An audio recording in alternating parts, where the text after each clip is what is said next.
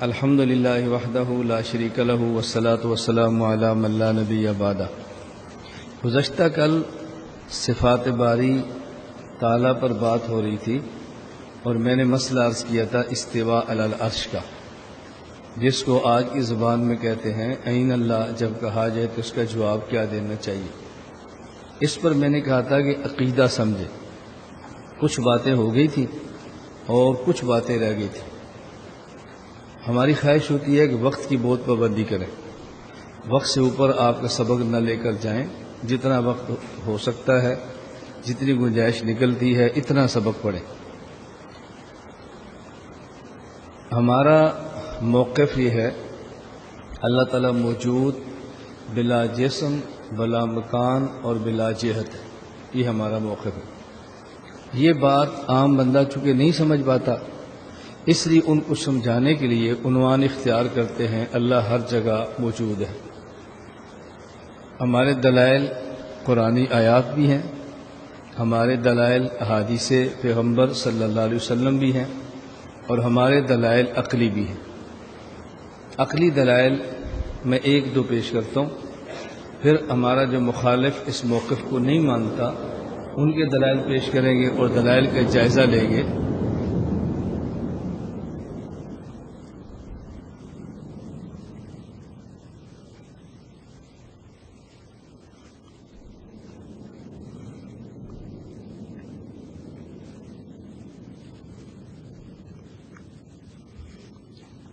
یہ بات آپ لوگ ہمیشہ یاد رکھیں، بجلی آئے بجلی جائے، شور شروع ہو جائے شور کم ہو جائے، کبھی بھی ناراض نہیں ہونا، کبھی بھی چہرے پر شکن نہیں پڑنے چاہیے۔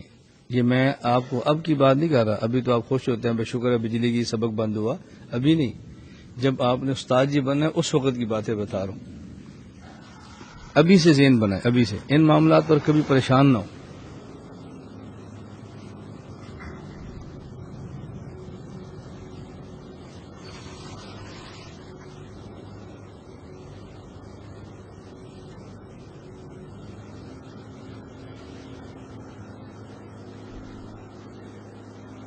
یہ جو ساتھی پیچھے بیٹھے ہیں نا، آپ آگے آ جاؤ۔ وہ جو پیچھے بیٹھے ہیں جن کی جگہ نہیں ہے وہ یہاں پر آ جاؤ، جن کے پاس جگہ نہیں ہے پیچھے آگے آنا چاہیے، ادھر آ جاؤ، ادھر آنا چاہیے ادھر آ جاؤ، درمیان میں جگہ خالی ہے بے شک یہاں پہ آ جاؤ۔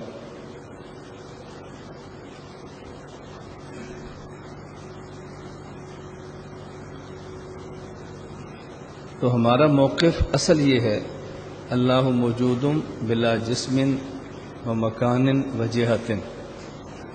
ان باتوں کو عام بندہ نہیں سمجھ پاتا، اس کے لیے یہ تعبیر اختیار کرتے ہیں کہ اللہ زیادہ ہر جگہ موجود ہے۔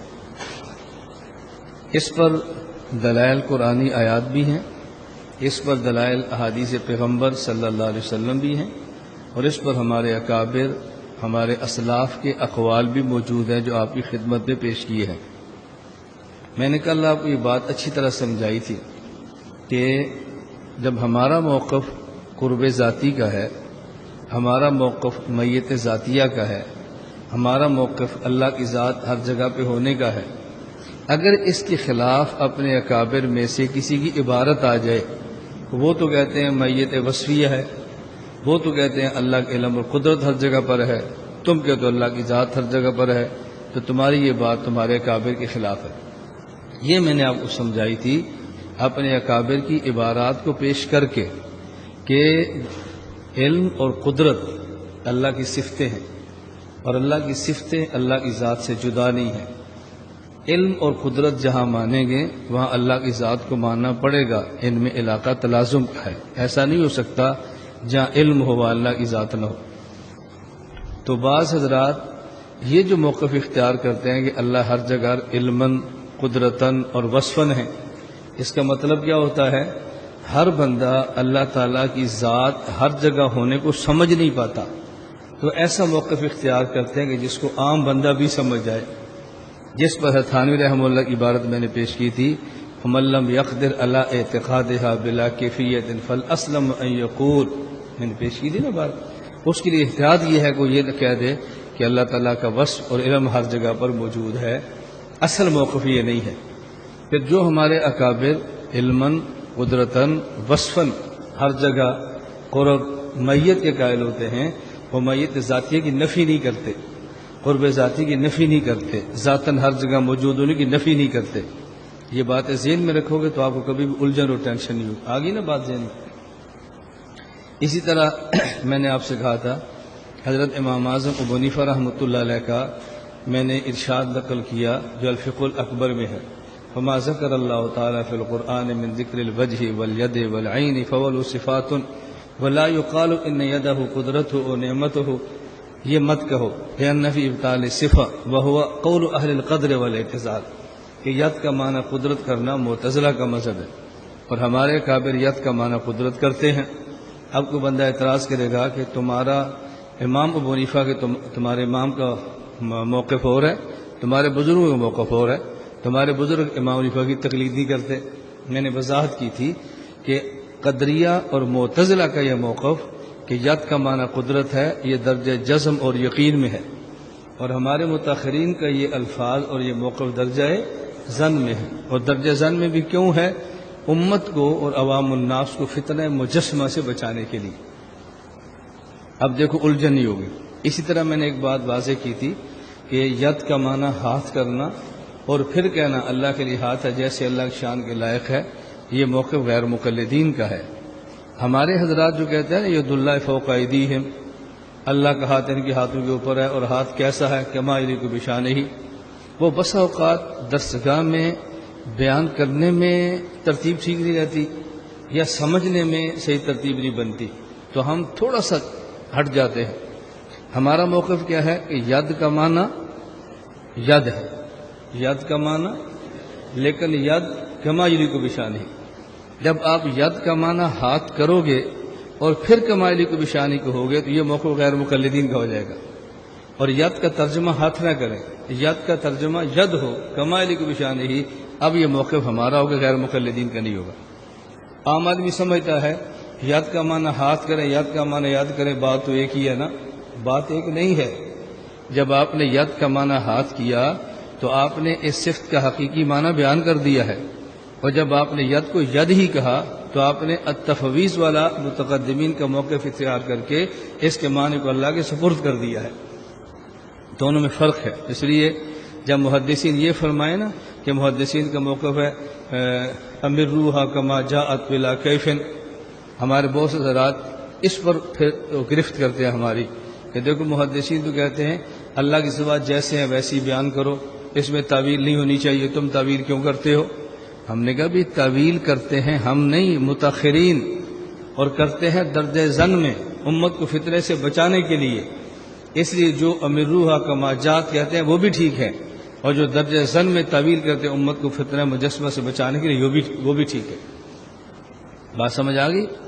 اور ان صفات میں تعویل کرنا متاخرین کا کام نہیں ہے، آپ نے فائل میں دیکھا ہے متقدمین اکابر صحابہ بھی بسا اوقات کرتے ہیں۔ یوم یکشف عن ساق، ابن عباس رضی اللہ عنہ فرماتے سے مراد عن شدتن، تو ابن عباس متقدمین ہیں، متاخرین میں سے نہیں ہیں، پرانے آدمی ہیں، صحابی ہیں اور مفسر قرآن ہیں، اور ایسا مفسر جس کے بارے میں رسول اکرم صلی اللہ علیہ وسلم کی دعا موجود ہے، اللہم علمہ التاویل، اللہم علمہ التاویل، یا اللہ ان کو قرآن کریم کی تفسیر کا علم دے، وفقہہ فی الدین، اور ان کو فقیہ بنا دے، کہ عام آدمی کی تفسیر نہیں۔ تو میں نے گزشتہ سبق کا تھوڑا سا خلاصہ پیش کیا ہے کہ آپ کے ذہن میں بات پھر بیٹھ جائے، جو نئے طلباء ہیں ان کو بات تھوڑی سی سمجھ آ جائے، ساری تو نہیں سمجھ آتی، تھوڑی سمجھ آ جائے۔ اور میں یہ بات بارہا کہتا ہوں، ان صفات کے مسئلے پر بار بار مذاکرہ کرنے سے باتیں سمجھ آتی ہیں۔ آپ کچھ نہ کہو نا، میں نے سبق روکا ان کے لیے، آپ نے پھر ان کو چھیڑ دیا۔ میں متوجہ نہیں کر رہا، بھی دیکھ رہے ان کو، تھوڑی دیر دیکھ رہے، تم نے پھر انگلی مار کے ان کے دیکھنا ختم کرا دیا۔ میں نے کئی بار کہا میں سبق روکتا ہوں، اور یہ بات میں اس لیے کہتا ہوں کل آپ نے استاد بننا، اس باتوں کو آپ سمجھیں، بات سمجھ۔ بعض سادہ سبق میں چھوٹی بات پہ ڈانٹتے ہیں، اور بعض ڈانٹتے نہیں، طلباء کی رعایت کرتے ہیں، دونوں آپ کے استاد ہیں۔ اب آپ کے لیے کون سی ادا موافق ہے وہ آپ نے فیصلہ کرنا۔ میں یہ نہیں کہتا فلاں کی اقتدا کرو، فلاں کی نہ کرو، بس آپ نے کون سا کرنا اس پر خیال کرو۔ ان دنوں میں ہمارے پاس وقت بہت کم ہے، بہت تھوڑے دن ہیں، اور بہت ساری باتیں میرا دل کرتا ہے بیان کرنے کو. جیسے ابھی یہ بات آئی تو اگر وقت ہوا تو میں کسی وقت مغرب کے بعد اس عنوان کو چھیڑوں گا. وہ عنوان کیا ہے؟ اگر ایک مسئلے پر ہمارے اکابرین دو حصوں میں بٹ جائیں، ایک کی رائے کچھ ہے، دوسری کی رائے کچھ ہے، ہم کون سی رائے لیں؟ ایک کہتے ہیں ڈیجیٹل کیمرے کی گنجائش ہے، کہتے ہیں گنجائش نہیں. ہم کون سی رائے لیں؟ ایک کہہ رہا ہے کہ بینکنگ کے نظام میں موجودہ گنجائش ہے، دوسرا کہتے ہیں نہیں ہے. ہم کون سی رائے لیں؟ اعتدال کا رستہ، دونوں اکابر بھی نہ چھوٹے، دونوں سے تعلق بھی رہے، اور ہم رائے کون سی لیں؟ بات سمجھ آ رہی؟ یہ مستقل سمجھانے والا ہے، اور میں اپنے تخصصات میں طلباء کو نمبر وار یہ چیزیں سمجھاتا ہوں. اس لیے میں کوئی دعویٰ تو نہیں کرتا، لیکن جو شخص میرے یہاں تخصص کر کے آئے اور بعد میں میرے رابطے میں رہے، رابطہ چھوڑ دے تو میں نہیں کہتا، رابطے میں رہے، آپ دیکھنا اس کے مزاج میں اعتدال کیسے ہوتا ہے. کبھی فرقے اور فتنے کا سبب نہیں بنے گا. آپ اس کی عملی زندگی دیکھنا کیسے نظر آئے گی. یہ جو ہمارے یہاں ایک تصور تھا نا کہ مناظر پھڈے باز ہوتے ہیں، شرارتی ہوتے ہیں، امت میں فتنہ ڈالتے ہیں، بحمد اللہ تعالیٰ ہم نے تصور کو بدل دیا. یہ بات غلط ہے کہ پھڈے باز ہوتے ہیں. پھڈے بازی کیسے ہو سکتی ہے؟ امام حنیفہ سے بڑا مناظر کون ہوگا؟ پھڈے بازی کیسے ہو سکتی ہے؟ خیر، تو میں نے گزشتہ سبق کا کچھ خلاصہ پیش کیا. استوا کے بارے میں عرض کر رہا تھا، عقلی دلائل 2-3 سماعت فرمانے، باقی فائل میں لکھ. نمبر 1، اگر اللہ تعالیٰ کو عرش پر مانے تو سوال ہوگا کہ عرش مخلوق ہے جو ازل سے نہیں ہے، اللہ خالق ہے جو ازل سے ہے. اگر اب اللہ عرش پر ہے تو جب عرش نہیں تھا پھر اللہ کس چیز پر تھا، پھر کیا مکان تھا؟ یہ اعتراض ہمارے اوپر نہیں ہے. کیوں؟ ہم اللہ کو عرش پہ مانتے ہی نہیں ہیں. تو جب عرش نہیں تھا پھر بھی موجود بلا مکان تھے، جب عرش ہے پھر بھی موجود بلا مکان ہے، عرش نہیں ہوگا پھر بھی موجود بلا مکان ہوگا. اس میں کیا فرق پڑتا ہے؟ دوسری دلیل آپ سمجھیں. اگر اللہ تعالیٰ کو عرش پر مانے تو سوال یہ ہے، اگر اللہ تعالیٰ عرش پر بیٹھے ہیں تو کیا عرش کے برابر ہیں؟ محاذات، جتنا عرش اتنے اللہ ہیں، محاذات میں ہیں. نمبر 2، اللہ تعالیٰ بڑے ہیں، عرش چھوٹا ہے. نمبر 3، عرش بڑا ہے، اللہ تعالیٰ چھوٹے ہیں. آپ کون سی رائے اختیار کریں گے؟ چوتھی کوئی صورت نہیں ہے. 3 صورتیں ہیں، یا محاذات کے اندر ہوں، یا اللہ تعالیٰ بڑے ہوں، یا عرش بڑا ہو. اگر آپ کہتے ہیں کہ اللہ تعالیٰ عرش کے محاذات میں ہیں، عرش اور اللہ تعالیٰ خدا نخواستہ نقل کفر نباشت یہ برابر ہیں، تو اس کا مطلب یہ ہے کہ عرش چونکہ محدود ہے، مخلوق جو ہوا، تو اللہ عرش کے برابر ہے تو محدود ہوئے، جبکہ اللہ محدود نہیں بلکہ اللہ غیر محدود ہے. اگر آپ نے سلم العلوم پڑھی ہے تو سلم شروع یہاں سے ہوتی ہے، سبحانہ ما اعظم شانہ لا یحد ولا تصور، یہاں سے شروع ہوتی ہے. یہ میں تھوڑی بات اس لیے کرتا ہوں کہ منطق کو چھوڑو مت، اس کو پڑھو. خیر بات مت کہو، تھوڑا سا تعلق رکھو، اس کو بالکل مت چھوڑو. کبھی وقت ملے خارجی وقت میں کسی معقولی استاذ کے پاس جا کر تھوڑی سی پڑھ لو. منطق کے پڑھنے سے بندے کا حافظہ ٹھیک ہوتا ہے، دماغ مضبوط ہوتا ہے، اور عقلیات میں بات کرنے کا ذوق پیدا ہوتا ہے. نمبر 2، اگر آپ کہتے ہیں نہیں اللہ تعالیٰ بڑے ہیں، عرش چھوٹا ہے، تو اس کا معنی یہ ہوا الیاذ باللہ اللہ تعالیٰ کی ذات کا کچھ حصہ سے باہر ہے، کچھ عرش کے اندر ہے، تو تجزی ہو گئی نا، اجزاء ہو گئے. اور اجزاء یہ مرکب کے ہوتے ہیں، اور مرکب حادث ہوتا ہے، جبکہ اللہ تعالیٰ حادث نہیں بلکہ اللہ تعالیٰ قدیم ہے. اور کل میں یہ بات سمجھانے کی کوشش کر چکا ہوں کہ مرکب حادث کیوں ہوتا ہے. مرکب ہوتا ہے دو چیزوں سے بنے، 2 سے زائد سے بنے. 2 سے زائد سے بننے کا پہلے یہ نہیں ہوتا پھر بنتی ہے تو مرکب ہوتا ہے نا. تو جو چیز پہلے نہ ہو پھر وجود بنے، اسی کو حادث کہتے ہیں. نمبر 3، عرش بڑا ہے، اللہ تعالیٰ چھوٹے ہیں، الیاذ باللہ. تو پھر ہمارا عقیدہ ہے اللہ اکبر، اللہ ہر چیز سے بڑا ہے، یہ عقیدہ ختم ہو جائے گا. اللہ محدود ہو جائے گا، ختم بھی ہوگا، محدود بھی ہوگا. اس لیے ہم عقیدہ اختیار کرتے ہیں اللہ تعالیٰ عرش پر صرف نہیں بلکہ اللہ تعالیٰ موجود بلا مکان، بلا جسم اور بلا کیفیت اور بلا جہت ہے اللہ تعالیٰ. نمبر 3، اگر آپ کہتے ہیں کہ اللہ تعالیٰ عرش پر ہے تو عرش اللہ کے لیے مکان بنا، اللہ اس کے لیے مکین بنے. اور یہ ضابطۂ تکوینیہ ہے کہ مکان مکین سے بڑا ہوتا ہے. میں ضابطۂ شرعیہ نہیں کہہ رہا، ضابطۂ عقلیہ نہیں کہہ رہا، ضابطۂ تکوینیہ ہے کہ اللہ کے مکان مکین سے بڑا ہوتا ہے، تبھی آدمی مکان میں رہ سکتا ہے۔ اگر اللہ عرش پر ہیں، عرش مکان ہوا، اللہ تعالیٰ مکین ہوئے اور مکان مکین سے بڑا ہوتا ہے، پھر اس کا مطلب ہوگا عرش اللہ اکبر، جبکہ ہمارا عقیدہ ہے اللہ اکبر، اس سے اللہ کے بڑے ہونے کا عقیدہ ٹوٹ جائے گا۔ اس لیے ہم کہتے ہیں موقع بھی اختیار کرو کہ اللہ تعالیٰ عرش پر نہیں بلکہ اللہ تعالیٰ ہر جگہ پر ہیں۔ ہمارے موقع پر کچھ اعتراضات ہیں، وہ اعتراضات آپ سن لیں۔ میں وہ اعتراض بیان کرتا ہوں کہ جو اعتراضات چل رہے ہیں، جن اعتراضات کا آپ کو سامنا کرنے پڑے گا اور پھر جواب کے لیے آپ کو الجھن نہ ہو۔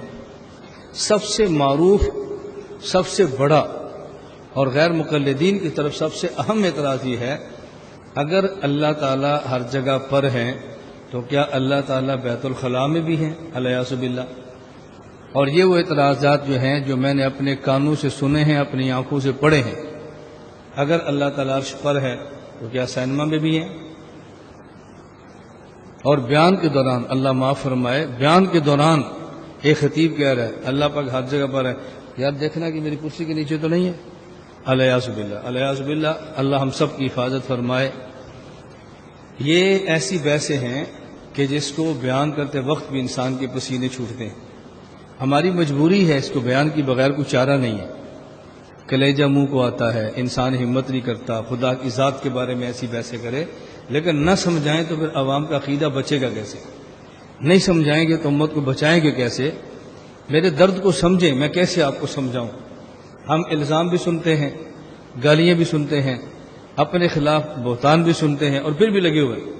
جب ہمیں اپنے ہی کہیں گے یہ کوئی عقیدہ بیان کرنے والا تھا، ان کو حیا نہیں آتی، خدا کی ذات کے بارے میں عوام میں ان نے زیر بحث بنایا ہوا ہے، کتنا مشکل ہے۔ اور ہم ایک لفظ اپنے خلاف پھر بھی نہیں بولتے، سنتے رہتے۔ کیوں؟ ہماری مجبوری ہے۔ اگر اس عقیدے کو یوں بیان نہیں کریں گے تو عوام کو بچائیں گے کیسے؟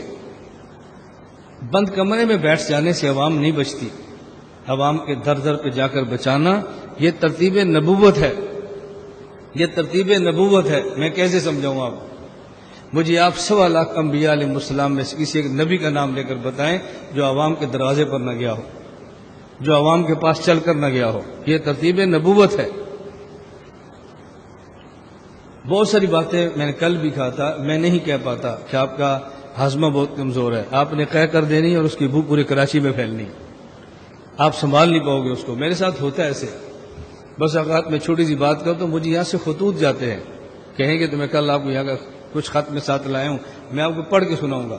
میں کتنی باتیں سنتا ہوں، لیکن اللہ کے لیے خاموش رہتا ہوں کہ میں نے کام کرنا ہے، اور اس کام پر میں اتنی گالیاں سنتا ہوں آپ اندازہ نہیں کر سکتے، لیکن میں کبھی گالی کے جواب نہیں دیتا، بس ہنس کر ٹال دیتا ہوں، چھوڑو یار، اللہ کے لیے کام کرو۔ میں کبھی تخصص کے درمیان میسج طلبا سے یہ میسج پڑھا اور آپ اس میسج کو برداشت کر سکتے ہو؟ جو مجھے میسج ملتے ہیں میں قسم اٹھاؤں تو ہانے سے نہیں ہوں، میں کم از کم مسجد میں بیٹھ کر میسج آپ کو پڑھ کے نہیں سنا سکتا۔ کوئی خلوت میں کہے تو میں آپ کو 1-2 میسج سنا دوں گا، آپ سننا میں کتنی گالیاں سنتا ہوں، لیکن میں الحمدللہ ثم الحمدللہ چونکہ اللہ کے لیے کام کرتا ہوں مجھے ان گالیوں کی پرواہ نہیں ہے۔ یہ نبوت کا طرز ہے، گالیاں سنو، بکواس سنو، الزامات سنو، مخالفتیں سنو اور اپنے کام سے کام رکھو اور مخالفین کو یوں جواب دے کر اپنی زندگی ضائع نہ کرو۔ خیر، ان کا سب سے بڑا اور معروف اعتراض کیا ہے؟ اگر اللہ تعالیٰ ہر جگہ پر ہے، کیا بیت الخلاء میں بھی ہے؟ الیاذ باللہ۔ اب آدمی کی زبان جل جائے اگر یہ کہے کہ اللہ تعالیٰ بیت الخلاء میں ہے، اور اگر کہ نہیں ہے تو عقیدہ ٹوٹ گیا ہر جگہ پر ہونے کا۔ اب کیا جواب دیں؟ بندہ الجھن میں پڑتا ہے۔ کچھ جواب ایسے ہیں جو فائل میں لکھے ہوتے ہیں، لیکن لکھا ہوا جواب پڑھنے سے آپ کو لطف نہیں آئے گا۔ جس طرح ہم جواب دیتے ہیں اس کو سننے سے بندے کو لطف آتا ہے، پھر بندے کو پوری فائل سمجھ آتی ہے۔ میں لکھ دیا، لیکن مجھ سے جس لڑکے نے بات کی، آپ سے بات کا تھا، چلا گیا دنیا سے، جوانی میں چلا گیا۔ مجھے اس نے کہا اللہ ہر جگہ پر ہے، اور یہ لڑکا کون تھا؟ پہلے حنفی پھر غیر مقلد بنا۔ اس کے بعد اعتراضات کیے۔ اب آپ کہتے ہیں عقیدہ بیان نہ کرو، لوگ ٹوٹ رہے ہیں اور ہمارے کام کی وجہ سے لوگ جڑ رہے ہیں۔ میں یہ بات میڈیا پر کہہ رہا ہوں، چھپ کر نہیں کہہ رہا۔ تمہارے کراچی غیر مقلد ڈاکٹر ابو جابر عبداللہ دامانوی جانتے ہیں آپ لوگ؟ اس کی سگی بھتیجی سگی کینیڈا میں رہتی ہے، غیر مقلدین کے مدرسے میں پڑھی ہے، 8 سال پڑھاتی رہی ہے، اور بحمد اللہ تعالی ہمارے بیان کی وجہ سے حنفی بنی ہے۔ یہ میں کوئی چھپ کر تو نہیں کہہ رہا، جاؤ ان کو بتاؤ، اپنی بھتیجی کی خبر لو، مرشد بیت ہے، وہ کینیڈا میں رہ کر مرشد بیت ہے۔ میرا بیت کا اتنا وسیع حلقہ ہے کہ آپ سوچ بھی نہیں سکتے۔ آپ کو نظر کیوں نہیں آتا کہ میں اپنی مرید کو مخصوص سٹائل نہیں دیتا؟ میں مخصوص سٹائل دے دوں نا تو آپ کو طلبہ پتہ چلے کہ مرشد بیت کتنے ہیں۔ کیوں؟ میرا ایک مزاج ہے، ترتیب نبوت پہ چلو۔ جب پیغمبر خاص سٹائل نہیں دیتے تو میں کون ہوتا ہوں دینے والا؟ میں کیوں پابند کروں بھائی آپ ٹوپی ایسی پہنو، پگڑی ایسی پہنو، صاف ایسے کرو؟ میں کیوں پابند کروں؟ میں نہیں کر سکتا۔ چلے خیر، تو میں نے اس نے مجھ سے پوچھا کہ اللہ تعالیٰ بیت الخلاء میں بھی ہیں؟ الیاذ باللہ۔ میں نے ان سے کہا آپ قرآن کے حافظ ہیں؟ جی الحمدللہ پورا حافظ ہوں۔ میں نے کہا قرآن تمہارے سینے میں موجود ہے؟ مجھے کہتا ہے نہیں۔ میں نے کہا محفوظ ہے؟ کہتے جی ہاں۔ میں نے کہا تو خالص غیر مقلد ہے، خالص۔ مجھے کہتے نہیں کیوں؟ میں نے کہا جتنا بڑا بے وقوف اتنا بڑا غیر مقلد ہوتا ہے۔ جی وہ کیسے؟ میں نے کہا میں کہتا ہوں کہ میری جیب میں پیسے موجود نہیں ہیں لیکن محفوظ ہیں، مجھے کون عقل مند کہے گا؟ میرے گھر میں کتابیں موجود نہیں ہیں لیکن محفوظ ہیں، میرے سینے میں قرآن موجود نہیں ہے لیکن محفوظ ہے۔ بیٹا جب موجود نہیں تو محفوظ کیسے ہوگا؟ کیا جی مجھے بات سمجھ آ گئی؟ میں نے کہا بتاؤ موجود ہے؟ کہا جی ہاں۔ میں نے کہا دوسرا مسئلہ، قرآن کریم کو بیت الخلاء میں لے کر جانا جائز ہے؟ کہا جی نہیں۔ میں نے کہا تو بیت الخلاء میں جاتا ہے؟ کہتا ہے جی ہاں۔ تو میں نے کہا جب بیت الخلاء میں جاتا ہے سینہ پھاڑ کے قرآن باہر رکھ کے پھر بیت الخلاء میں جاتا ہے؟ مجھے کہتا ہے نہیں۔ تو میں نے کہا سینہ میں قرآن موجود بھی ہے، بیت الخلاء میں لے جانا جائز بھی نہیں ہے، تو روزانہ جاتا بھی ہے؟ کہتے ہیں یہ اعتراض تب ہوتا جب قرآن کریم جسم کے ساتھ ہوتا۔ میرے سینے میں قرآن موجود ہے لیکن اس کا جسم نہیں ہے۔ میں نے کہا اسی طرح اللہ ہر جگہ موجود ہے لیکن اس کا جسم نہیں ہے۔ جسم والا قرآن یہ مصحف ہے، اس کو بیت الخلاء میں لے کر جاؤ تو گناہ ہے، اور جو سینے میں قرآن ہے بلا جسم ہے، اس کو لے کر جائے تو کوئی گناہ نہیں۔ اللہ کی ذات ہر جگہ بالجسم ہوتی تو اعتراض ٹھیک تھا، خدا ہر جگہ موجود بالجسم نہیں ہے، بلا جسم ہے، اس لیے اس پر کوئی اعتراض نہیں۔ اب یہ جو آپ فائل میں پڑھو گے نا تو آپ کو مزہ نہیں آنا، صاحب فائل سے سنو گے تو پھر مزہ آئے گا۔ کیوں؟ یہ جوابات کتب کے اندر نہیں ہے، یہ جوابات میرے ذاتی ہیں۔ علم الکلام پر موجودہ دور میں ہونے والے اعتراضات کے جوابات یہ میرے اپنے ہوتے ہیں۔ اب وہ فائلوں میں جب سوال نیا ہوگا، میں ملیشیا میں تھا، ایک جگہ پر درس قرآن تھا، ایک اس میں عالم آگے جو ماشاءاللہ علوم نقلیہ منطق والا کا بہت اچھا ان کا تیاری ہے، اور خصوصاً علم الکلام اور عقائد میں پڑھاتے ہیں۔ مجھ سے انہوں نے ایک سوال کیا کہ مولانا صاحب یہ جو آپ لوگ ضربے لگاتے ہیں اللہ اللہ اللہ، یہ کہاں سے ثابت ہے؟ یہ کہاں سے ثابت ہے؟ میں نے کہا اللہ کے نبی صلی اللہ علیہ وسلم جسم اگر نافرمانی کرے تو اس کو سزا دینے کی ترتیب بتاتے ہیں۔ جسم سے نہ کرے تو کوڑے مارو، بہتان لگائے تو یہ کرو، چوری کرے تو ہاتھ کاٹو، سزائیں ہیں نا۔ اچھا، اور بعض مقامات پر سزائیں نہیں، تنبیہ ہے۔ بیٹے کے بارے میں ہے، مرو ابناکم بالصلاۃ بناؤ سبعین وضربوہم علیہم بناؤ عشرین، بچے 7 سال کو نماز کا حکم دو، ترغیب دو، 10 سال کو تو نماز نہ پڑھے تو مارو۔ میں نے کہا ساتھ ہی اللہ کے نبی فرماتے ہیں کہ دل جسم میں ایک ٹکڑا ہے، الا ان فی الجسد مضغہ، وہ ٹھیک ہے تو جسم ٹھیک ہے، وہ خراب ہے تو جسم خراب ہے، اور وہ کون ہے؟ دل ہے۔ میں نے کہا جسم گڑبڑ کرے اس کو تو مارے، یہ دل گڑبڑ کرے تو اس کو کیسے مارے؟ سزا تو اس کو بھی دینی ہے۔ اس کی سزا اللہ کی ضرب ہے، اللہ اللہ ضربیں لگاؤ، اس لیے اس کو ضرب کہتے ہیں۔ ضرب کو نا مارنا، اللہ کے نام سے اس کو تنبیہ کرو تاکہ دل بیدار رہے۔ میرے کہتا ہے یہ جواب آپ سے پہلے کسی نے دیا؟ میں نے کہا یہ سوال آپ سے پہلے کسی نے کیا؟ چپ۔ میں نے کہا جب سوال آئے گا تب جواب آئے گا نا یار، سائل آپ جیسے ہیں تو مجیب آپ جیسے ہیں۔ چپ ہو گیا۔ اس لیے اب جب یہ سوال ابھی آیا تو جواب ابھی آئے گا نا۔ یہ سوال امام صاحب کے دور میں ہوتا تو جواب امام صاحب دیتے، تو جب جواب آج ہے، سوال آ جائے تو جواب بھی آ جائے۔ اور اللہ ہر دور میں ایسے افراد پیدا کرتے ہیں جو باطل کو جواب دیتے ہیں، دانت نہیں توڑتے، جواب دندان شکن ہوتے ہیں۔ جواب سمجھ آ گیا؟ دوسرا جواب سمجھو. دیکھو بعض چیزیں ایسی ہیں ان کو اجمالاً بیان کریں تو ادب ہے، تفصیلاً بیان کریں تو بے ادبی ہے. اگر میں کسی لڑکے کھڑا کر کے کہتا ہوں بھئی آپ کے سر کے بال کا خدا نے پیدا کیے ہیں، پیشانی خدا نے پیدا کی ہے، آنکھ خدا نے پیدا کی ہے، ناک خدا نے پیدا کیا ہے، منہ خدا نے پیدا کیا ہے، سینہ خدا نے پیدا کیا ہے، اب پیٹ خدا نے پیدا کیا، جو پیٹ سے نیچے اس کا بھی نام لے کر گوں، آپ بھی کہو گے استاد جی یہ کو بات کہنے والی تھی، مسجد میں ہے لوگ سن رہے ہیں، یہ کو بات کہنے والی تھی، آپ کو سن کر شرم آئے گی نا. اب یہ اجمالاً میں کہہ دوں سر کے بال سے لے کر پاؤں کے ناخن تک آپ کے پورے وجود کو خدا نے پیدا کیا ہے. خدا کے نافرمانی مت لگاؤ، خدا کے فرمان کے مطابق گزارو، اللہ نے پیدا کیا ہے، بددیانتی مت کرو. اب دیکھو سر کے بال سے لے کر پاؤں کے ناخن تک اجمالاً کہہ دو تو ادب ہے، اور ایک عضو کا تفصیلاً تذکرہ کرو تو یہ بے ادبی ہے. نکاح ہو رہا ہے مسجد میں، مولانا صاحب نکاح پڑھا رہے ہیں، اور نکاح بہت بڑے آدمی کی بیٹی ہے، پیر ہے، عالم ہے یا کچھ سرمایہ دار ہے، اور مولانا صاحب اس لڑکے کو سمجھاتے ہیں دیکھو یہ بہت بڑے آدمی کی بیٹی ہے، بیٹا اس نے شفقت کر کے آپ کو دی ہے، اس بیٹی کے حقوق کا خیال رکھنا. لوگ کہیں گے مولانا صاحب نے بہت اچھی بات فرمائی، اور اگر حقوق گنوانا شروع کر دیں تو سارے حقوق مجمع عام میں گنوائے جا سکتے. تو بعض باتیں اجمالاً کہہ سکتے ہیں، تفصیلاً نہیں کہہ سکتے. اسی طرح جب ہم کہتے ہیں اللہ تعالیٰ ہر جگہ موجود ہے، اجمالاً کہہ سکتے ہیں، جگہ گنوانی شروع کریں گے تو بے ادبی ہو جائے گی، اس لیے ہم جگہ گنواتے نہیں ہیں، بس اجمالاً کہتے ہیں اللہ تعالیٰ ہر جگہ موجود ہے. سمجھ آ گئی بات؟ ایک اور اعتراض سمجھیں. یہ اعتراض میں وہ بتا رہا ہوں کہ جس کے جواب آپ سے نہیں بن پڑنے اور آپ نے بہت مشکل کا شکار ہونا ہے. ان جوابات کو سمجھ لو. اعتراض کیا ہے؟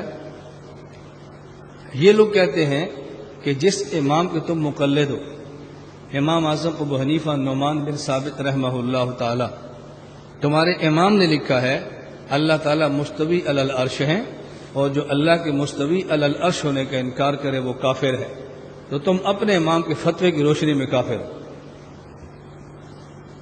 سوال سمجھ آ گیا؟ جواب سنو. میں نے کہا ہم اس بات کو مانتے ہیں، ہم مان لیتے ہیں ہمارے امام نے لکھا اللہ مستوی علی العرش ہے. ہم یہ بھی مان لیتے ہیں ہمارے امام نے فرمایا جو اللہ کو مستوی علی العرش نہ مانے وہ کافر ہے، یہ بھی مان لیتے ہیں. اختلاف اس پہ نہیں ہے، اختلاف اس بات پر ہے کہ ہمارے امام جو اللہ کو مستوی علی العرش مانتے ہیں تو مستوی علی العرش کا معنی وہ کرتے ہیں جو تم کرتے ہو یا وہ کرتے ہیں جو ہم کرتے ہیں. اللہ تعالیٰ کو مستوی علی العرش تو ہم مانتے ہیں. ہم نے کل حکیم الامت حضرت تھانوی رحمۃ اللہ علیہ کی عبارت پیش کی ہے کہ اللہ تعالیٰ ہر جگہ پر بھی ہے، مستوی علی العرش بھی ہے. کل پیش کی ہے نا، کل پیش کی، یاد ہے نا، فلا محظور فی القول بہا، کل ہم نے پیش کی ہے. اسی طرح ہم کہتے ہیں اللہ تعالیٰ عرش پر بھی ہیں اور ہر جگہ پر بھی ہیں. اس میں اشکال کی کیا بات ہے؟ ہاں ہمارے امام یہ فرمائیں اللہ تعالیٰ مستوی علی العرش ہیں، اور مستوی علی العرش کا معنی یہ ہے کہ ہر جگہ پہ نہیں ہیں، ذاتاً حصاً اللہ اپنے عرش پر ہیں. کیسے بندہ اپنی کرسی پر ہوتا ہے، جو اس کا انکار کرے وہ کافر ہے. پھر بات تمہاری ٹھیک ہے، لیکن یہ تم قیامت صبح تک ہمارے امام سے ثابت نہیں کر سکتے. اب بات سمجھ آ گئی؟ امام صاحب فرمائیں اللہ مستوی علی العرش ہے، اور جو اس کا انکار کرے وہ کافر ہے. تو جب قرآن کریم میں ثم استوى علی العرش الرحمن علی الاستواء، تو ہم اس کا انکار کیسے کر سکتے ہیں؟ سوال تو یہ ہے کہ ثم استوى علی العرش کا معنی کیا ہے، الرحمن علی الاستواء کا معنی کیا ہے، مستوی علی العرش کا معنی کیا ہے. تو ہم انکار نہیں کرتے. تو ایک ہے مستوی علی العرش ہونا، ایک ہے اس کا وہ معنی ہونا جو جناب نے بیان کیا ہے. ہم استواء علی العرش تو مانتے ہیں لیکن جناب والا معنی نہیں مانتے.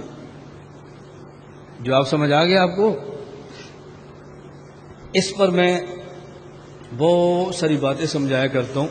میں نے پہلے بھی کہا وقت کا میں مزید سنوان بہت ساری بات. وہ کیا؟ آپ کو کئی ایک فتنوں سے واسطہ پڑے گا، اور ہر فتنہ آپ سے کہے گا کہ تم آیت نہیں مانتے، تم حدیث نہیں مانتے، تم فلاں صحابی کا قول نہیں مانتے. بہت سارے لوگ ہم کہتے ہیں ہم آیت مانتے ہیں لیکن آیت کا جو معنی آپ بیان کرتے ہیں وہ معنی نہیں مانتے. سمجھ آ گئی؟ انک میتن، تم آیت نہیں مانتے، انکار کرتے ہو. نے کہا نا، انک میتن، آیت کا انکار نہیں کرتے، اس آیت کا جو معنی جناب بیان کرتے ہیں اس معنی کا انکار کرتے ہیں. سمجھ آ رہی؟ وہ جی رفع الیدین کی حدیثیں ہیں، تم انکار کرتے ہو. ہم نے کہا رفع الیدین کی حدیث کا انکار نہیں کرتے. یہ رفع الیدین کی حدیث جو مسئلہ آپ ثابت کرتے ہیں، جو آپ اس کا مطلب بیان ہم اس مطلب کا انکار کرتے ہیں. کسی آیت یا حدیث کا انکار کرنا اور ہے، اور اس آیت یا حدیث کا جو معنی جناب بیان کریں اس معنی کا انکار کرنا اور ہے. آپ یہ نہ کہا کرو کہ تم آیت کا انکار کرتے ہو، یہ کہا کرو آیت کا جو معنی ہم بیان کرتے ہیں اس معنی کا تم انکار کرتے ہو. یہ بات ٹھیک ہے. آج الجھنیں یہی ہیں اور اس سے ہمارے بچے پریشان ہو جاتے ہیں. جی وہ کہتے تم آیت کا انکار کرتے ہو، ہم نے کہا آیت لاؤ جس کا ہم انکار کرتے ہیں، لاؤ تو صحیح نا. سوال سمجھ آ گیا. ایک اعتراض کیا ہے کہ جب یہ کہیں اللہ عرش پر ہے تو آپ نے کہا جی عرش مکان ہوا، اللہ تعالیٰ مکین ہوئے، مکان مکین سے بڑا ہوتا ہے، ضابطہ تکوینیہ ہے. تو جب آپ کہتے ہیں اللہ ہر جگہ پر ہے، توجہ رکھنا یہ بہت وزنی سوال ہے. جب آپ کہتے ہو اللہ ہر جگہ پر ہے تو ہر جگہ بھی تو جگہ ہوتی ہے نا، تو ہر جگہ اللہ کے لیے مکان بنے گی نا، مکان مکین سے بڑا ہوتا ہے. ہم نے ایک جگہ عرش اللہ کے لیے مکان مانی تو تم نے کہا اعتراض ہے، اور تم نے ہر جگہ کو مکان بنانا مانا اللہ کے لیے. اگر ہم پر اعتراض ایک مرتبہ ہے تمہارے اوپر اعتراض 1000 مرتبہ ہے. سوال تو معقول ہے. میں ایک جملہ عرض کیا کرتا ہوں، سوال کرنے والا غیر معقول ہو اور سوال معقول ہو، ہم شاباش بھی دیتے ہیں، جواب بھی دیتے ہیں. اللہ کرے تم میرے جملے سمجھ آیا کرو. سوال کرنے والا بولو غیر معقول ہو اور سوال معقول ہو، ہم جواب بھی دیتے ہیں، شاباش بھی دیتے ہیں. سوال کرنے والا معقول ہو اور سوال غیر معقول ہو، ہم جواب بھی نہیں دیتے، حوصلہ افزائی بھی نہیں کرتے. ہم نے کہا تمہارا سوال معقول ہے. اب بات سمجھو بھائی، آپ کا اعتراض تب ہوتا جب ہم اللہ کے لیے کسی مکان کے قائل ہوتے. ہم پہلے یہ بات کہہ چکے ہیں اللہ موجود بلا مکان ہے. اللہ موجود فی کل مکان نہیں ہے. اللہ موجود لا مکان ہے. اللہ موجود بلا مکان ہے. حکیم الامت مجدد الملت مولانا اشرف علی تھانوی رحمہ اللہ کا جملہ میں نقل کرنے لگا ہوں، جو امداد الفتاوی میں حضرت کا مستقل ایک مقالہ موجود ہے، اور اس کا نام میں نے ذکر کر دیا فائل کے اندر، تمہید العرش فرش فی تحدید العرش. حضرت کا جملہ ہے، حضرت کا یہ مستقل ایک مقالہ اس کے اوپر ہے. حضرت رحمۃ اللہ سے فرماتے ہیں یہ جو ہم کہتے ہیں اللہ ہر جگہ پر ہے، یہ تعمیم امکنہ، یہ تعبیر لامکان سے ہے. تعمیم امکنہ ہر جگہ، یہ تعمیم امکنہ، یہ تعبیر لامکان سے ہے. ہم مکان میں اتنی تعمیم کرتے ہیں گویا کہ وہ لامکان ہے، اور لامکان سمجھانا ہر بندے کو مشکل تھا، اس لیے ہم امکنہ میں تعمیم کر دیتے ہیں تاکہ لامکان بن جائے. سمجھ آ گئی بات؟ میں نے اس لیے آپ سے کہا تھا نا کہ آپ کو ہر سوال ہر جواب پوری گفتگو پہلی مرتبہ نہیں سمجھ آنی. الفاظ رٹ لو، الفاظ یاد کر لو، کچھ سمجھ جائیں گے، کچھ پھر سمجھیں گے، پھر سمجھیں گے، پھر سمجھیں گے، اور ایک وقت آئے گا کہ آپ باتیں سمجھیں گے. اس فائل میں بہت ساری صفات کی ایسی باتیں ہیں کہ جو فی الوقت آپ کو سمجھ نہیں آنی. مثلا ہم نے فائل میں ایک بات کی ہے، اللہ تعالیٰ کی صفات ذاتیہ کو بیان کرتے ہوئے قدرت کا تعلق محالات کے ساتھ اور واجبات کے ساتھ نہیں ہوتا، قدرت کا تعلق ممکنات کے ساتھ ہوتا ہے.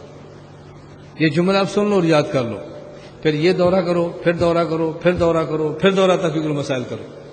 مجھ سے بعض طلبہ کہتے ہیں سر چھٹی میں کیا کروں؟ میں کہ دورہ تحقیق المسائل کرو میرے پاس. وہ تو میں نے پچھلے سال کیا ہے.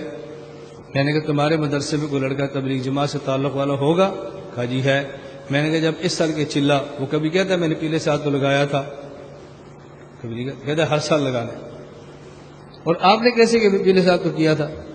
تمہارے مدرسے میں کوئی لڑکا ہو کسی شیخ سے بیعت ہوگا، پچھلی چھٹیاں خانقاہ گزاری ہوگی، اور اس دفعہ شیخ سے کہتے میں نہیں آتا. کیوں؟ پچھلے سال تو میں آیا تھا. کوئی کہتا ہے؟ جب آپ کو چھٹیوں کہاں جانا ہے؟ گھر. کیوں؟ پچھلے سال گیا نہیں تھا؟ جی گیا تھا نا۔ اب کیوں جاتے ہو؟ تو گھر ہے نا۔ کہہ دو میں امی گھر نہیں ہوں گا، پچھلے سال تو آیا تھا۔ ایک ہم مسکین بچتے ہیں، آئندہ سال آپ پاس نہیں ہوں، کیوں؟ پچھلے سال تو آیا تھا۔ بھئی یہ جواب اوروں کو بھی دے دیا کرو، صرف مجھے کیوں دیتے ہو؟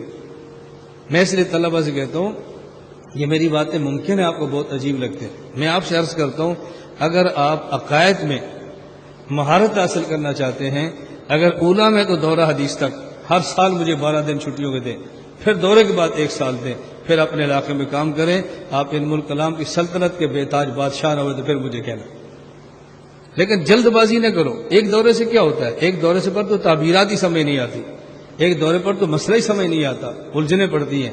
اس لیے میں کہتا ہوں بس سمجھو، یاد کرو، آہستہ آہستہ۔ علم الکلام عام فن نہیں، یہ بہت مشکل فن ہے، لیکن اس پر میں اللہ کا بے حد شکر ادا کرتا ہوں، بے حد شکر ادا کرتا ہوں۔ اللہ پاک نے مشکل الفاظ کو آسان کرنے کا اللہ نے بہت فن دیا ہے۔ مجھے یاد آیا، درمیان میں بات آ گئی، میں انشاءاللہ آخری دن حضرت شیخ سلیم اللہ خان رحمۃ اللہ علیہ کا میں ارشاد ان کی آواز میں نقل کروں گا، ان کی آواز میں نقل کروں گا، آواز میں یہ بات ہے۔ شیخ میرے بارے میں فرماتے تھے کہ مغلق اور پیچیدہ عبارات کو آسان کرنے کا حل کہ خدا نے مولانا گھمن کو دیا ہے، ذالک فضل اللہ یؤتیہ من یشاء، اس سے پہلے میرے علم میں کوئی مثال نہیں۔ یہ میرے خلاف بہت جھوٹ پروپیگنڈا ہوا ہے، چھوڑ دو ان باتوں کو۔ میں حضرت شیخ کی تمہیں ریکارڈنگ سناؤں گا، جب شیخ نے خود کہا مولانا کے بارے میں میں نے کچھ نہیں کہا، ریکارڈنگ میرے پاس موجود ہے۔ میں انتشار سے امت کو بچانے کے لیے باتیں سامنے نہیں کرتا کہ بہت سے عام متنفر ہو جائیں گے، میں خاموش ہوتا ہوں۔ میرے پاس حضرت کی ریکارڈنگ موجود ہے، آپ سنو گے، آپ کو یار ہم کیا سن کر یہ کیا ہوا، ہم نے کیا سنا، ہوا گیا، لیکن میں خاموش رہا۔ مجھے پتا ہے سائن کس کے چلتے رہے جو میرے خلاف تحریر دی، میں سمجھتا ہوں، چھوڑو، میں نے زبان بند کر لی ہے اللہ کے لیے، تم موج کرو، جتنا میرے بارے میں کہہ سکتے ہو کہ قیامت کے دن خدا کے دربار میں فیصلے ہوں گے کہ مظلوم میں ہوں یا مظلوم آپ ہیں، وہاں فیصلے ہوں گے۔ میں کبھی تمہیں درد بری داستانیں سنوں تمہارے کلیجے پھٹ جائیں۔ دارالعلوم دیوبند میرے بارے میں خط گیا، دارالعلوم دیوبند کہ اس کا بچیوں کا مدرسہ ہے اور وہاں بغیر پردے کے اندر جاتا ہے، اور ایک بچی نے کہا جی پردہ، کہا میں تمہارا باپ و باپ سے کیا پردہ ہوتا ہے۔ اس پر مفتیان علماء کے 10 خط ہیں پاکستان سے، اور میں جانتا ہوں کن کے 10 خط ہیں، میں وہ بھی جانتا ہوں، میں آج تک خاموش ہوں۔ وہ میرے پاس آتے ہیں، میں اتنا احترام کرتا ہوں، وہ سمجھتے ہیں بدھو کو پتہ بھی نہیں ہم نے اس کے خلاف کیا کیا۔ اس سے زیادہ صبر کی انتہا کیا ہو سکتی ہے؟ اور میرا بچیوں کا مدرسہ آپ آ کر دیکھنا، کسی اپنی عزیزہ کو داخلے کے لیے بھیجنا، یہ اساتذہ گواہ ہے۔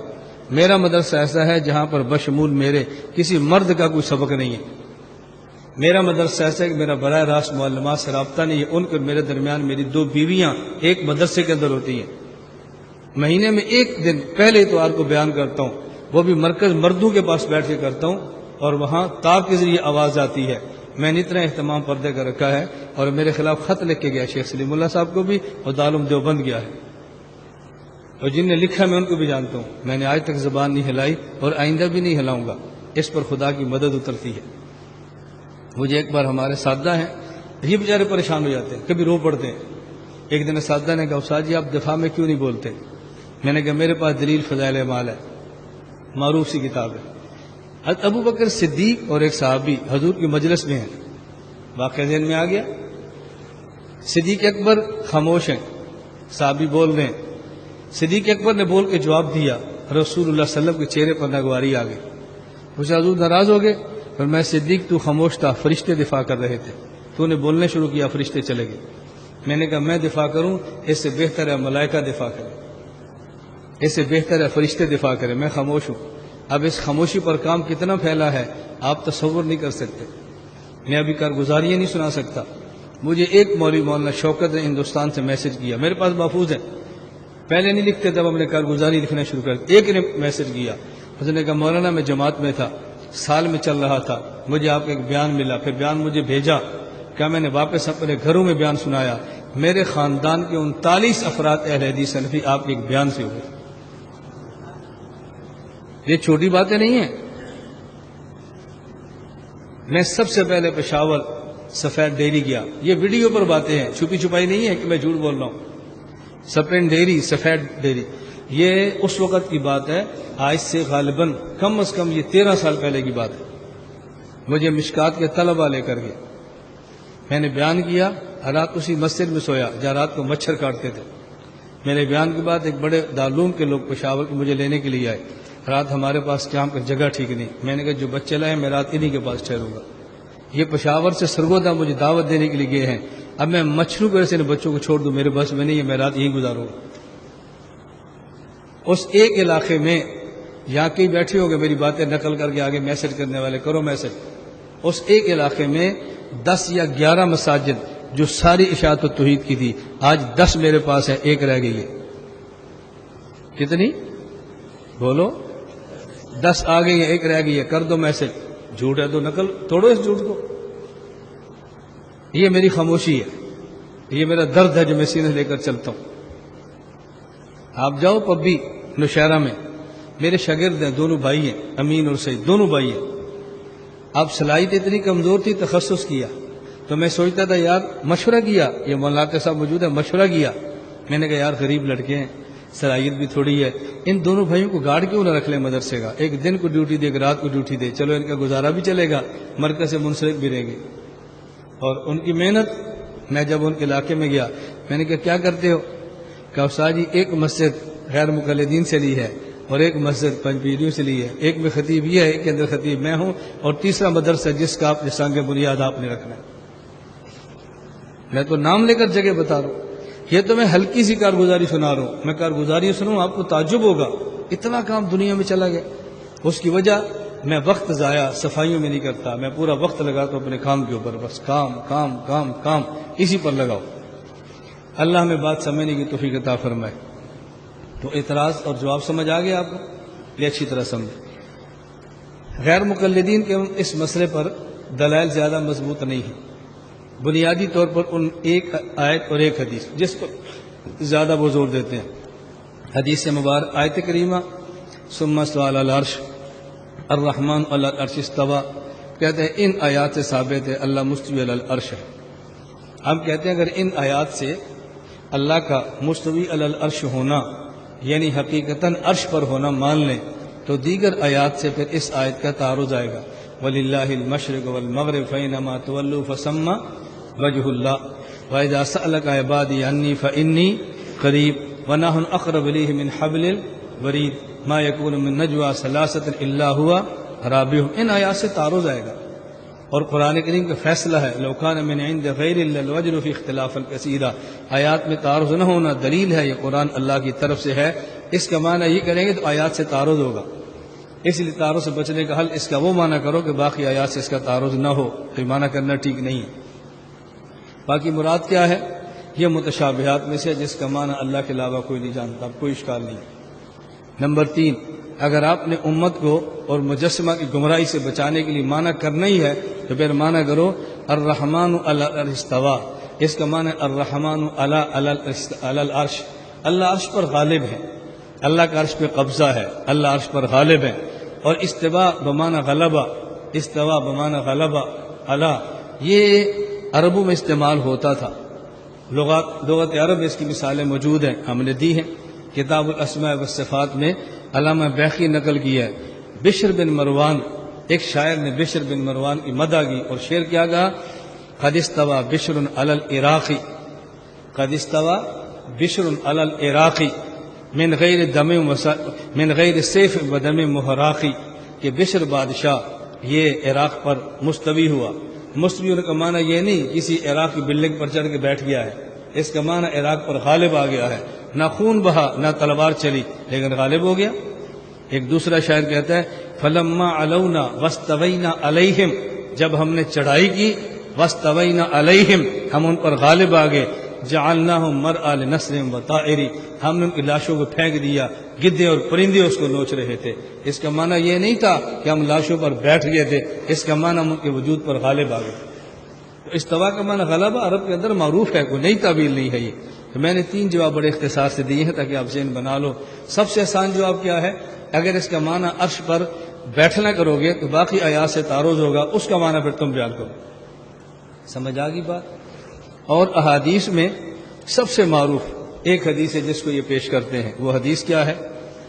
صحیح مسلم میں روایت موجود ہے، معاویہ بن حکم السلمی رضی اللہ تعالیٰ عنہ فرماتے ہیں ان کے یہاں بکریوں کا ریوڑ تھا، اور ایک باندی تھی جو ان کے ریوڑ کو چراتی تھی۔ احد کی جانب بکریاں گئی، بھیڑیا ایک بکری کو لے کر چلا گیا، ان کو غصہ چڑھا، ان نے باندی کے منہ پہ تھپڑ مارا۔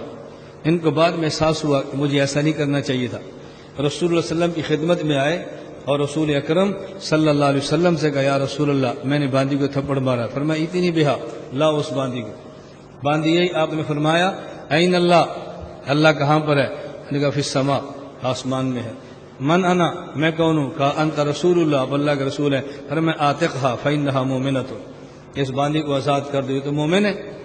اب غیر مقلد کہتے ہیں دیکھو حضور نے پوچھا این اللہ، اللہ کہاں پر ہے؟ اس نے فی کل مکان نہیں کہا بلکہ فی السماء کہا، اس سے معلوم ہوتا ہے کہ اللہ عرش پر ہے۔ اب دیکھو اس کا جواب کتنا آسان ہے، تمہارا موقف اللہ عرش پر ہے اور باندی کہہ رہی ہے فی السماء، تو تمہارے دعوے پر دلیل کیسے آئی ہے؟ موقف اللہ عرش پر ہے اور باندی کہہ رہی ہے اللہ کہاں پر؟ آسمان میں، تو تمہارے دعوے پر دلیل کیسے ہے؟ یہ دلیل بنے تو ہماری بنے، کیوں؟ ہم ہر جگہ کہتے ہیں، ہر جگہ میں آسمان بھی شامل ہے، زمین بھی شامل ہے، عرش بھی شامل ہے، فرش بھی شامل ہے، تو ہماری دلیل بنی ہے، تمہاری کیسے بنی ہے؟ بات سمجھ آ گئی؟ اب آپ کہیں گے ہماری کیسے بنی؟ ہم تو ہر جگہ کہتے ہیں، وہ تو پھر سما کہہ رہی ہے۔ بات اچھی طرح سمجھنا، ہر انسان احکام کا مکلف بقدر عقل ہوتا ہے، جتنی عقل ہو اتنا ہی مکلف ہوتا ہے۔ یہ حکیم الامت تھانوی کے فیصلے جو میں عرض کر رہا ہوں، ہر انسان مکلف بقدر عقل ہوتا ہے۔ اس باندی کی اتنی عقل نہیں تھی کہ وہ یہ بات سمجھتی یا سمجھا سکتی اللہ ہر جگہ پر ہے، اتنا اس کو سمجھ آتا تھا کہ اللہ اوپر ہے، تو اس نے کہہ دیا اللہ اگر ہر جگہ پر ہے تو اوپر بھی تو ہے نا، عقیدے کے خلاف تو نہیں ہے۔ حکیم الامت تھانوی اس پر مثال پیش کرتے ہیں، حضرت حذیفہ رضی اللہ عنہ فرماتے ہیں، صحیح بخاری میں روایت ہے کہ ایک شخص تھا بنی اسرائیل میں، اس کی موت کا وقت قریب آیا، اپنی اولاد سے کہا کہ جب میں مر جاؤں ہڈیاں جمع کرو، میری لاش اس میں رکھو، ان کو جلاؤ، جب ہڈیاں میرے جسم کو جب لکڑی میرے جسم کو چیر کر ہڈیوں تک پہنچے تو پھر میری جو راکھ ہے اس کو ہوا میں بکھیرو یا اس کو دریا میں بہا دو۔ وہ مر گیا، اولاد نے اس کی جسم کو جمع کیا، جسم کو رکھا، لکڑیاں جمع کی، آگ لگا دی، جب راکھ ہو گیا دریا کے حوالے کر دیا۔ اللہ رب العزت نے فجمعہ اللہ، اس کی جسم کی ہڈی جسم کو جمع کیا۔ فرمایا لما فعلتا، تو نے ایسے کیوں کیا؟ ایسے تو نے کیوں کیا؟ یعنی تیرے حکم سے، تیری وصیت سے ہوا نا، تو نے کیوں کیا؟ اس نے کہا من خشیت، اللہ کے ڈر سے کیا۔ حدیث میں فغفر لہ، اللہ نے اس کو معاف کر دیا۔ حکیم الامت تھانی فرماتے ہیں کیسے معافی؟ تو کفر ہے کہ میری ہڈیوں کو جلا کر پھینک دو تاکہ مجھے عذاب نہ ہو۔ اس کا معنی وہ عذاب کا منکر تھا کہ جب ہڈیاں جل جائیں گی تو عذاب نہیں ہوگا، تو تقدیر کا منکر ہے، تو کیسے معاف کیسے کیا؟ حکیم الامت تھانی فرماتے ہیں انسان مکلف بقدر عقل ہوتا ہے، اس کی عقل یہ تھی کہ جب جسم ہوتا ہے تو اللہ عذاب دیتے ہیں، جب جسم نہیں ہوتا تو عذاب ہی نہیں دیتے، کہ میرا جسم ختم کر دو تاکہ مجھے عذاب ہی نہ ہو۔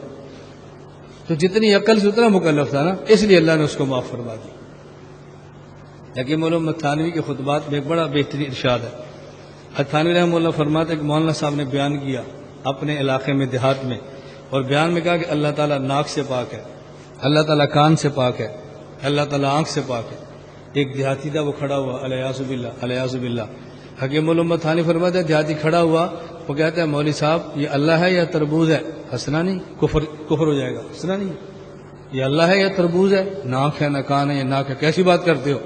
حکیم الامت تھانی فرمان لگے اس بندے کو کافر نہیں کہنا، کیوں؟ اس کا دماغ اتنا تھا بھئی انسان اور آنکھ نہ ہو کتنا عجیب لگتا ہے، اللہ اور آنکھ نہ ہو کتنا عجیب لگے گا، ایک بندے کا ناک نہ ہو کتنا عجیب لگتا ہے، اللہ کے ناک نہ ہو تو کتنا عجیب لگے گا۔ اس کا دماغ اتنا تھا وہ سمجھ ہی نہیں پاتا تھا کہ خدا بغیر آنکھ کے ہو سکتا ہے، اس لیے اس کو یہ نہیں کہیں گے آنکھ، اس کو کہہ دیں گے آنکھ ہے جیسے اللہ کی شان کے لائق ہے۔ سمجھ آ گئی؟ اس پر کہتے ہیں جیسے اللہ کی شان کے لائق ہے، تاکہ اس کا ایمان بچ جائے، اس کی عقل اتنی ہے۔ تو جتنی اس باندی کی عقل اتنی مکلف تھی، بہرحال یہ دلیل ان کی بنتی نہیں ہے، ان کی یہ آیت اور یہ حدیث بڑی معروف دلیل ہے جو میں نے آپ کی خدمت میں پیش کی ہے۔ باقی وہ بعض عقلی اعتراضات بھی کرتے ہیں اور بعض اور چھوٹی چھوٹی دلیلیں پیش کرتے ہیں، میں انشاءاللہ اس ایک دلیل پر تفصیل سے پھر بات میں نے کہا مغرب کی بات کر دوں گا تاکہ آپ کے علم میں دلیل لمبی ہے. وہ کیا ہے کہ قرآن کریم کے اندر آتا ہے رفعہ اللہ الیہ. قرآن کریم میں اللہ رب العزت نے حضرت عیسیٰ علیہ السلام کو اپنے پاس اٹھا لیا، اپنی طرف اٹھا لیا. تو عیسیٰ علیہ السلام کو تو اللہ پاک نے آسمان کی طرف اٹھایا، آسمان پر. تو جب آسمان کی طرف اٹھانے کو اللہ فرماتے ہیں اپنی طرف اٹھایا، تو اس کا معنی یہ ہے کہ اللہ اوپر ہے. سوال سمجھ آ گیا؟ وما قتلوہ وما صلبوہ، نہ یہودیوں نے قتل کیا، نہ یہودیوں نے سولی پر چڑھایا، ولکن شبہ لہم، ان کی شبیہ بنا دی گئی، وہ سولی پہ چڑھ گئی. اور اللہ نے عیسیٰ علیہ السلام کو کس طرف اٹھایا؟ الیہ، نا الیہ، اپنی طرف. تو عیسیٰ علیہ السلام کو اوپر اٹھایا تھا نا، اوپر اٹھانے کو اپنی طرف فرمایا. اس سے معلوم ہوتا ہے کہ اللہ تعالیٰ اوپر ہے. اس کا جواب امام فخر الدین رازی رحمہ اللہ فرماتے ہیں المراد الرفع الی موضع لا یجری فیہ حکم غیر اللہ. اوپر اٹھانے کا معنی ہے اللہ نے ایسی جگہ کی طرف اٹھایا جہاں اللہ کے علاوہ کسی اور کا حکم نہیں چلتا، اس لیے اس جگہ کو اپنی طرف نسبت فرما دی کہ وہاں حکم اللہ کے علاوہ کسی کا نہیں چلتا. اس لیے نہیں اللہ اوپر ہے، اللہ نے اپنی طرف اٹھایا. اس کا معنی یہ نہیں اللہ اوپر ہے، یعنی ایسی جگہ کی طرف اٹھایا جہاں اللہ کے علاوہ کسی اور کا حکم نہیں چلتا. معنی یہ ہے. اس پر میں انشاءاللہ مغرب کی بات کی مجلس میں بات کروں گا، کیونکہ بات بہت اہم ہے، بہت اہم بات ہے. اس ایک بات کو آپ سمجھ گئے تو پھر آپ کو سمجھ آئے گا کتنے عقائد آپ کے حل ہوئے، کتنے مسائل سمجھ آئے. میں انشاءاللہ اس پر مغرب کے بعد بات کر دیں گے. کچھ غیر مقلدین کی شبہات ہیں جن شبہات کو پیش کرتے ہیں اور وہ سمجھتے ہیں کہ ہماری بہت بڑی دلیل ہے. وہ شبہہ کیا پیش کرتے ہیں؟ اللہ رب العزت نے معراج کی رات اپنے پیغمبر کو گفتگو کرنے کے لیے اپنے پاس بلایا. اگر اللہ عرش پر نہیں ہے تو گفتگو کرنے کے لیے اپنے پاس کیوں بلایا؟ مکہ میں رکھ کر ان سے بات کر لیتے. اللہ تعالیٰ کا اپنے حبیب کو گفتگو کے لیے عرش پر بلانا اس بات کی دلیل ہے کہ اللہ تعالیٰ عرش پر ہیں. جواب، ہم کہتے ہیں اگر یہ بات مان لی جائے تو کوئی بندہ یہ کہے گا کہ اللہ تعالیٰ کوہ طور پر ہے. کیوں؟ موسیٰ علیہ السلام سے جب بات کرنی ہوتی اللہ ان کو کوہ طور پر بلاتے، تو موسیٰ علیہ السلام کو کوہ طور پر بلا کر بات کرنے اس بات کی دلیل ہے اللہ کوہ طور پر ہے. کوئی بندہ کہہ دے گا نہیں، اللہ تعالیٰ تو یہ معارف اسلامیہ کی مسجد میں ہے. دلیل، جب اللہ سے بات کرنی ہو نماز پڑھتے ہیں، جب نماز پڑھنی ہو مسجد میں آتے ہیں. اگر اللہ مسجد میں نہیں ہے تو ہم بات کس سے کرتے ہیں؟ کوئی آدمی دنیا میں کسی سے بات کر رہا ہو اور جس سے بات کرتا ہے وہ سامنے نہ ہو تو لوگ کہتے ہیں پاگل ہے، یہ دیواروں سے باتیں کر رہا ہے. تو سامنے ہے تو تبھی بات کر رہا ہے. اس کا معنی کہ اللہ تعالیٰ پھر مسجد میں ہے. تو آپ اس کا کیا جواب دیں گے؟ وہ کہے گا طور سینہ پر ہے، یہ کہے گا مسجد پر ہے، تم نے کہا عرش پر ہے. اس لیے ہم نے کہا بہترین موقف یہ ہے اللہ تعالیٰ ہر جگہ پر ہیں، اور کس بندے سے بات کہاں کرنی ہے اس بندے کی حیثیت کے مطابق اللہ تعالیٰ جگہ کا انتخاب فرماتے ہیں. اگر بندہ مجھ جیسا آپ جیسا ہے تو انتخاب یا معارف اسلامیہ کی مسجد کا ہے. اگر بندہ حضرت موسیٰ کلیم جیسا ہے انتخاب طور سینہ کا ہے. بندہ محمد حبیب جیسا ہے تو انتخاب عرش معلیٰ کا ہے صلی اللہ علیہ وسلم. لیکن یہ نہیں کہتے کہ اللہ تعالیٰ عرش پر ہے، یہ نہیں کہتے، بلکہ اللہ تعالیٰ ہر جگہ پر ہے. اچھا، اسی طرح وہ ایک اور سوال کرتے ہیں. اگر آپ کہتے ہیں کہ اللہ تعالیٰ ہر جگہ پر ہے، اللہ تعالیٰ عرش پر نہیں ہے، توجہ رکھنا، تو آپ خود یہ بیان کرتے ہو کہ اللہ